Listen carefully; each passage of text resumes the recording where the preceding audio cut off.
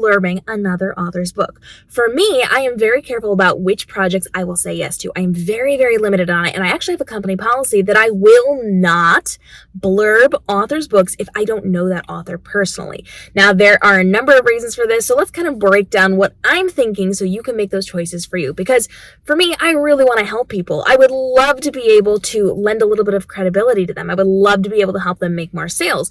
But there's a lot that goes into blurbing a book. Now, specifically when I say blurbing a book as an author, what I mean is giving a 1 or 2 sentence quote that they usually print on the front of the book, sometimes on the back of the book, or they'll use on their sales pages. And that is them looking for a more famous author or another author who is on the same level in the same field. So the same type of books that you write are the same books that you're blurbing, so that my audience comes to that person's book and says, oh, well, if my favorite author recommends it, I'm going to check this out.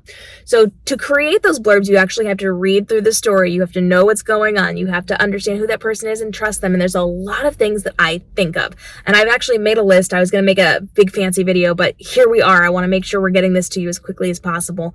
One of the reasons that I will not do this for other people is because I need to protect myself. I don't know how another author that I don't know and trust will behave in the future. We've seen so much bad behavior from authors, especially recently, where they're lying about things, where they're misleading people, or they're doing stuff that's just not something I should be connected to. And if I have blurbed their book, I will forever be connected to them and their career and their book. So if something happens in the future, really quickly in the future or way into the future, I'll always be attached to their name. If you Google our names together, you'll be able to find those blurbs. I will always have at some point recommended that person.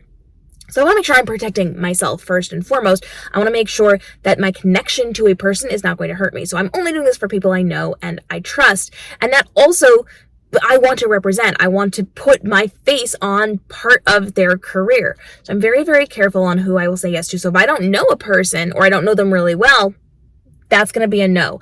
And so typically when people reach out to me, and lots of people that I don't know do reach out to me about blurbing their books, I will say, thank you so much for thinking of me. I have this policy. I'm unable to do this now, but if you want to hang out in my community, come be friends with me. Come get to know me so that in the future, I might be able to do this for you. I always give them that opportunity to be in my space for future use. Now, another one is that it's a lot of work. You have to read the book in order to blurb it. So for me to sit down and read an entire novel, what am I not doing during that time? Well, I'm not writing my novel. I'm not doing other things that are going to make me money, because typically you don't make money for writing blurbs unless you're like super, super famous and it's like a publisher to publisher thing.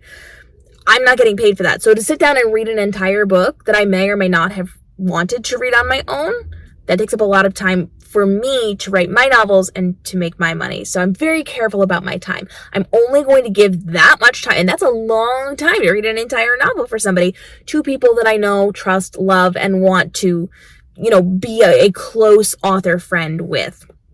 And the other thing is, and this is really important, a lot of people don't think of it, if you blurb too many books, your recommendations become pointless. If I blurb 100 books and everybody sees my name everywhere, you should read this, you should read this, my word becomes pointless. If there's so much of my voice out there, people aren't going to care what I think anymore. If, however, I am only giving my recommendations to a handful, 5, 6 books, then people take that really, really seriously. If their favorite author has recommended 5 books instead of 100 books, now that means a lot more. It carries a lot more weight. So if you have your voice out there too much, it actually cancels out your voice. So I don't want to go and blurb a ton of books, because then it becomes meaningless. It doesn't carry the same weight. So if I am giving my time and my effort, and I am really putting my professional standing behind someone and behind their book, I need to make sure that it holds that weight. It carries those qualifications. It has those credentials, and it means something. If somebody has come to me and asked me to do this for them, I need to make sure I am bringing my authority to this. So I'm very, very careful to protect myself, to protect my time and my efforts, and to make sure that my word is protected so that it means something in this industry, and not just blanket showing up everywhere for everyone and making things pointless. Drop your questions list down below, and follow along if you want to talk more about creating blurbs for authors. We can talk about how to do that in a really effective and impactful way. We can talk about how you can gently say no to people. We could talk about how you can ask people for blurbs. There's lots of things that we can chat about. Go ahead and drop your questions on this down below and follow along for daily episodes helping you navigate the world of publishing, from your writing to your publishing to your marketing, to help you level up in this industry and live your best author life while also still having a life. We'll see you in those upcoming episodes.